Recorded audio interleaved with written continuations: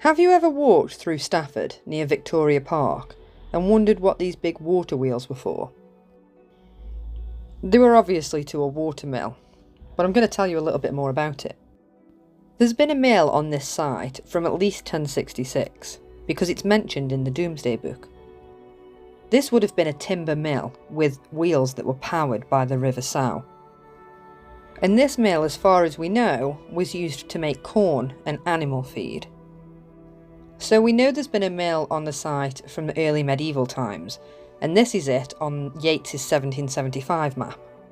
And even earlier than that, it's on Speed's town plan of Stafford in 1610.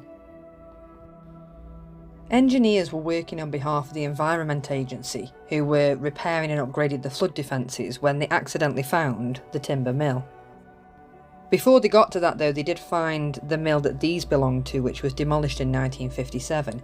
It was only when they kept digging down that they found the medieval mill, and the structure was said to have been dated somewhere between like the 13th, 14th, 15th century. The mill that these wheels belonged to though was built in 1834 by George Brewster, and it was built on the same site of the medieval town mill.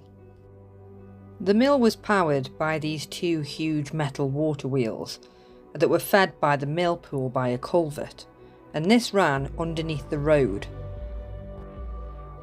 There is still some parts of the mill workings that you can see, so obviously you've got the wheels that are on the site of the original mill.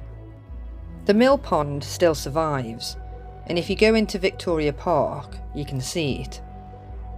This is when the river's up and it's flooded, which I'm assuming is what it was meant to do back in the day, which is why it still does it now. The water wheels powered the mill for many years, but by about the 1930s there was also an electric motor, but they were still mostly powered by the water. By the 1950s, the mill was being run by a man called William Howell, who was really popular and well known around Stafford for a cloth cap, a dusty flower-covered suit, and big boots that he used to walk around in. But by the 1950s, there was a discussion that the mill was actually causing more flooding upriver. So as part of the flood reduction scheme in Stafford, it was actually demolished in 1957.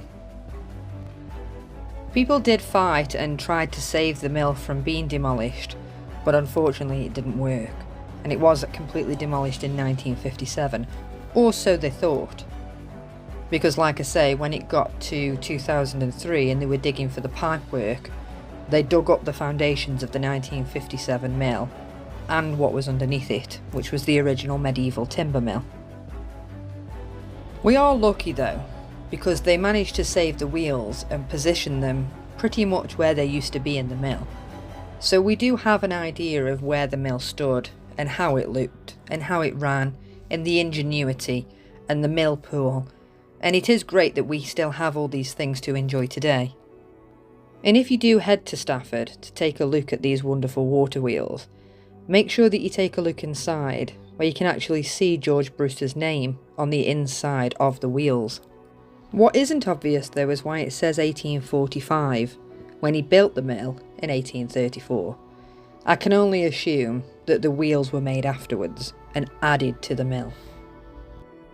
If you can remember the mill, or if you have any interesting stories about it, please let me know in the comments.